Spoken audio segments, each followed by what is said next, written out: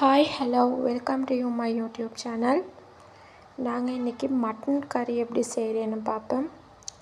ஃபஸ்ட்டுக்கு அடுப்பில் பேன் ஒன்று வச்சு அதை ஹீட் ஆகினதுக்கு அப்புறம் கொஞ்சமாக ஆயில் ஆட் பண்ணிக்கோங்க.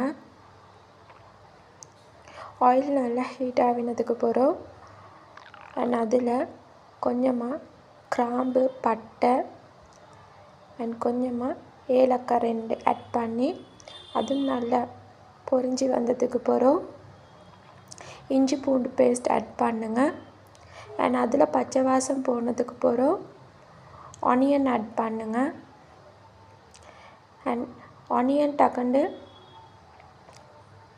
வேகிறதுக்கு நல்லா பொரிஞ்சு வரத்துக்கு சால்ட் ஆட் பண்ணிக்கோங்க.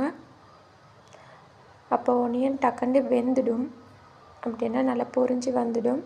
அண்ட் அதோட கொஞ்சமாக green chilli and curry leaves add பண்ணுங்கள். கொஞ்சமாக கியூமின் சீட்ஸ் ஆட் பண்ணிக்கோங்க. எல்லாமே நல்லா மிக்ஸ் பண்ணிக்கோங்க.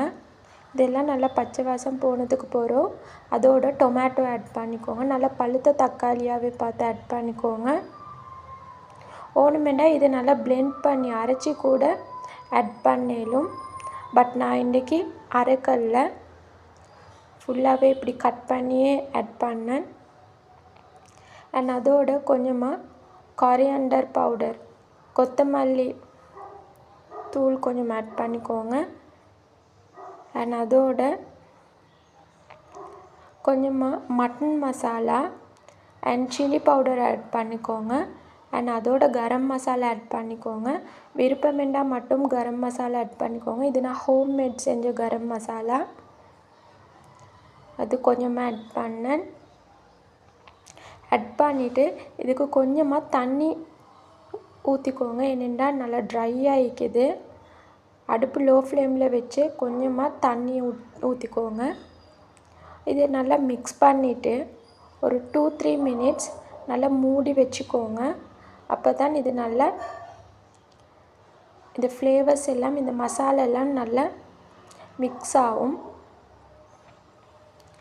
ஆனால் அது நல்லா கொதித்து இதே மாதிரி எண்ணெயெல்லாம் பிரிஞ்சு வந்ததுக்கு பிறகு ஏற்கனவே நாங்கள் வாஷ் பண்ணி வச்சுக்கிற மட்டன் கறி, அப்படின்னா மட்டனை நல்லா உப்பு அண்ட் அதோட மஞ்சள் போட்டு வாஷ் பண்ணி கொண்டு அதை எங்களோட மசாலாவில் போட்டு ஆட் பண்ணிக்கோங்க.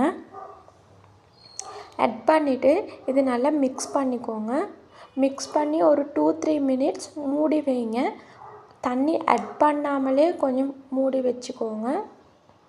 அடுப்பு லோ ஃப்ளேம்லேயே வைங்க. அண்ட் அது மூடி வச்சதுக்கு பிறகு தண்ணி ஆட் பண்ணிக்கோங்க. தேவையான அளவு ஆட் பண்ணுங்க. நிறைய தண்ணி வேணுமென்னா நிறைய ஆட் பண்ணிக்கோங்க, இல்லாட்டி கொஞ்சமாக ஆட் பண்ணிக்கோங்க. அண்ட் அதோட மூடி வச்சுக்கோங்க. மூடி வச்சு நல்லா கறி வெந்தாயன்னு பாருங்கள். ஒரு 1/2 ஹவருக்கு பிறகு எடுத்து ஓப்பன் பண்ணி பாருங்கள். கறியெல்லாம் நல்லா வெந்திக்கும்.